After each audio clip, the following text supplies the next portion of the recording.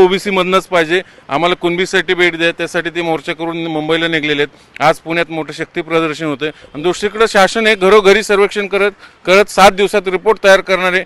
मग हे रिपोर्टचं पुढं काय होणार आहे? हे मला वाटतं राज्य शासन जे काही करू पाहते, हे सुप्रीम कोर्टानं जे जजमेंट दिलेलं आहे त्या सुप्रीम कोर्टाच्या जजमेंटमध्ये अनेक प्रश्न विचारले गेलेले आहेत। त्या प्रश्नांना डोळ्यासमोर ठेवून जर यांनी हे एक्झर्शन केलं असतं तर मला वाटतं अशी प्रश्नावली पुढे त्यासाठीच केलं जातंय ना शासकीय माहिती। हो, पण ही जी माहिती गोळा केली जाते ती हवी ती माहिती गोळा केली जाते।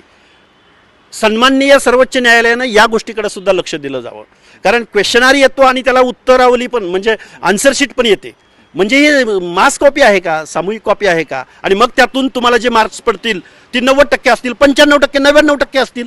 त्या 99%ला आणि त्या मार्क्सला तुम्ही ग्राह्य धरणार का? ही सामूहिक कॉपी आहे। तुम्ही प्रश्न पण देताय, ही प्रश्न पण देताय आणि उत्तर पण देताय, आणि तुम्ही अशी उत्तरं लिहा म्हणून सांगताय की जो तपासणारा आउट ऑफ मार्क्स देईल आणि मग आउट ऑफ मार्क्स मिळणार असतील तर न्याय कसा भेटणार? ही खूप खूप कॉम्प्लिकेटेड ही बाब आहे। आणि हे जे एक्झर्शन होतंय, या एक्झर्शन ही माहिती म्हणतोय मी, याला इम्पेरिकल डेटा मी म्हणणार नाही।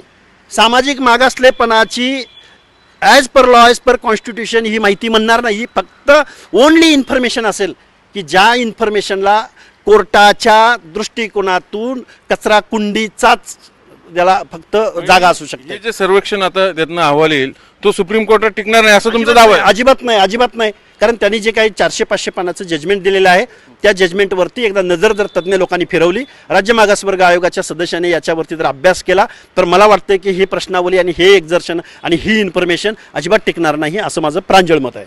हा, पण सरकार तर म्हणतं आम्ही ह्याच इन्फॉर्मेशनच्या आधारे क्युरेटिव्ह पिटिशनमध्ये हे सगळी माहिती सादर करून मराठ्यांना ठोस आणि कायद्यात कसोटीवर टिकणारं आरक्षण देऊ इच्छितोय।